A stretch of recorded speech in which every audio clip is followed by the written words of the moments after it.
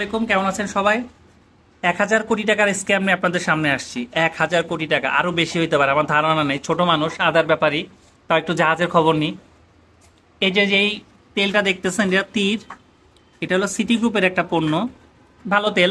যেটা হয়, যেহেতু মেরিনার সাগরে থাকা হয়, তো বাজারগুলা বাসায় যেভাবে করে করা হয় যে নির্দিষ্ট একটা দোকান আছে, ওদেরকে লিস্ট দিয়ে দিলে ওরা বাজারটা পাঠায় দেয়। অথবা যদি চিটাগাংয়ে আমি থাকি, বাসায় থাকি, আমি নিজে যে বাজার নিয়ে আসি। তো এইবারও সেটা ছিল, বাজারটা চলে আসছিল বাসায়।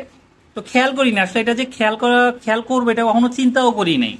তো গতকালকে আমার ওয়াইফ যখন রান্না করতেছিল, তো রান্না করার সময় সেই জিনিসটা খেয়াল করছে।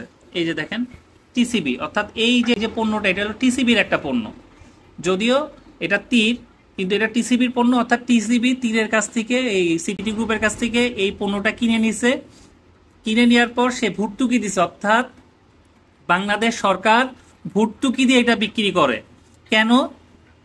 কারণ হলো যাতে দরিদ্র, একটু যারা দরিদ্র সীমার নিচে থাকে, তারা যাতে একটু কম টাকায় খেতে পারে। চলেন এখানে কি লেখা আছে দেখি। TCB, trading corporation of Bangladesh, TCB কর্তৃক নিয়োজিত ডিলার ব্যতীত বিক্রয় আইনত দণ্ডনীয় অপরাধ, অর্থাৎ এটা স্ট্রিক্টলি প্রোহিবিটেড টু সেল। এটা আপনি কোনোভাবেই বিক্রি করতে পারেন না। এটা লোকাল বাজারে বিক্রি করা যাবে না, আইনত দণ্ডনীয় অপরাধ। কিন্তু আমি লোকাল বাজার থেকে এটা কিনছি। কিভাবে কিনছি? এই যে ডিলারগুলা, এরা হলো মূল মূল চাবিকাঠি এখানে, এই যে স্ক্যামটার। সেটা কিভাবে? সরকার তো দিয়ে দিছে, টেন্ডার দিয়ে দিছে। টেন্ডার দিয়ে দেওয়ার পরে এই ডিলার এটা পাইছে। সরকার কি করে, এই প্রত্যেক দিন কিন্তু এটার একটা লিমিটেশন আছে যে কি পরিমাণ বিক্রি করতে পারবে। হয়তোবা আজকে 1,000 লিটার এই ডিলারকে দিছে যে ঠিক আছে, যাও তুমি 1,000 লিটার আজকে বিক্রি করো। এই 1,000 লিটারের জন্য তাকে প্রতি লিটারে হয়তো 1 টাকা বা 2 টাকা করে একটা লাভ দেয়।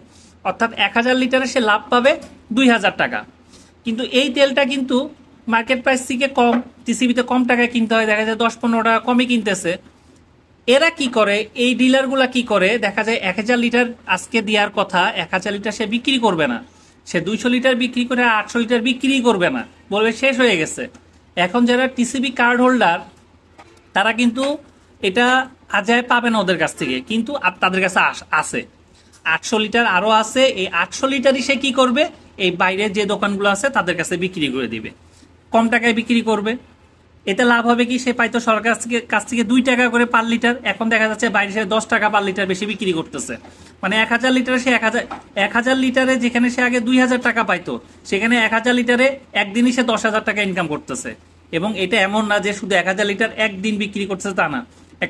একটা সময় থাকে যে 3 মাস ধরে টিসিবির এই কার্যক্রমটা চলবে, অর্থাৎ 3 মাস প্রতিদিনই এভাবে করে তেল সে পাবে। 1,000 লিটার হোক, 200 লিটার হোক, বা যেভাবে যতটুক পায় তার বরাদ্দ অনুযায়ী সে পাবে। এই স্ক্যামটা এখানে হলো যে এ কিন্তু পুরা 1,000 লিটার টিসিবি যারা পাবে, টিসিবির পণ্য যারা পাবে, তাদের কাছে বিক্রি না করে বিক্রি করছে হলো এই লোকাল মার্কেটে, লোকাল যে দোকানদার। এখন লোকাল দোকানদার তো অবশ্যই কিনবে, কারণ লোকাল দোকানদার যখন সিটি গ্রুপের কাছে এই পণ্যটা কিনতে যাবে, তখন তাকে ডেফিনেটলি মোটামুটি যে মার্কেট প্রাইস আছে সেটা দিতে হবে। কিন্তু এখন এই চোর বাটপারগুলার সাথে কিন্তু এইটার করা লাগছে না, দুইটাই চোর। এই ডিলারটাও চোর, এবং যে লোকাল দোকানদার আছে সেও চোর, দুইজনই চোর। দুইজনের লাভটা কিভাবে? এই ডিলার বিক্রি করতেছে 150 টাকার পণ্যটা, দেখা যাচ্ছে যে 160 টাকা বিক্রি করতেছে। আর বাজারে যে লোকাল মার্কেটে যে দোকানদার আছে, সে কিন্তু এই তীরের রেটেই কিন্তু বিক্রি করতেছে। সে কিন্তু আপনাকে ওই 160 টাকা রেট বা 170 টাকা রেটে বিক্রি করবে না। তাইলে এই যে জিনিসটা, এটা আমরা প্রতিহত করতে পারি। সরকার তো ডেফিনেটলি এটা মনিটর করতে পারে, আর আমরা প্রতিহত করতে পারি কিভাবে? আমরা এই জিনিস কিনবো না। যেমন আমার বাসায় এনিহাও চলে আসছে, এটা আমি অবশ্যই ফেরত দিব। কিন্তু আমরা এরপর থেকে আমি স্ট্রিক্টলি অবশ্যই এটা দেখবো, কারণ আমার এই প্রথম এরকম একটা কিছু হইলো আমার সাথে, যে টিসিবির একটা জিনিস আমার ঘরে আসছে, যেটা আমার ঘরে আসার কথা না। এটা যারা কার্ড হোল্ডার, সরকার যাদের জন্য ভর্তুকি দিচ্ছে, শত শত লক্ষ কোটি টাকা যাদের জন্য ভর্তুকি দিচ্ছে, তারা পাবে। তো এই যে হাতিয়ে নিচ্ছে টাকাগুলা কারা? এই যে ডিলারগুলো আর এই যে দোকানদারগুলা। মাঝখান দিয়ে ভুক্তভোগী কারা? যারা এটা টিসিবি যারা কার্ড হোল্ডার ছিল, যারা একটু দরিদ্র, যারা এটা কিনতে পারতো, তারা ভুক্তভোগী। আপনি আর আমি তো এই পণ্যটা সিটি গ্রুপে যে দাম, সেই দামেই কিনতে হচ্ছে, অতএব আমরা এখানে লাভবান না। তো আমরা যেটা চেষ্টা করব, আমরা এগুলা কিনবো না। দেখলে স্ট্রিক্টলি বলবো ভাই আমরা এগুলা নিব না। আর আমরা যদি না নিই, আলটিমেটলি এই লোকাল দোকানদারগুলো আস্তে আস্তে আর এই জিনিসগুলো নিবে না। তখন এই ডিলারদেরকে বাধ্য হয়েই পুরা মালটাই এই যারা টিসিবি কার্ড হোল্ডার আছে তাদের কাছে বিক্রি করতে হবে। তো আশা করি এই ভিডিওটা আসলে শেয়ার করার মতো একটা ভিডিও, আমি মনে হয় শেয়ার করা উচিত। কারণ এত বড় একটা স্ক্যাম, এত বড়, আর আমরা ঠকাচ্ছি কাদেরকে, কাদের সাথে মানে বাটপারি এগুলা করতেছি। তো চলেন এই জিনিসগুলো শেয়ার করি, মানুষকে জানানোর সুযোগ করে দিই। তো এইটাই ছিল আজকের এই স্ক্যামের ব্যাপারে। তো আমি হয়তো আর অনেক কিছু জানি না, যারা জানেন তারা একটু জানাবেন, তাহলে আমরাও জানতে পারবো। তো সবাই ভালো থাকবেন, ধন্যবাদ, আসসালামু আলাইকুম।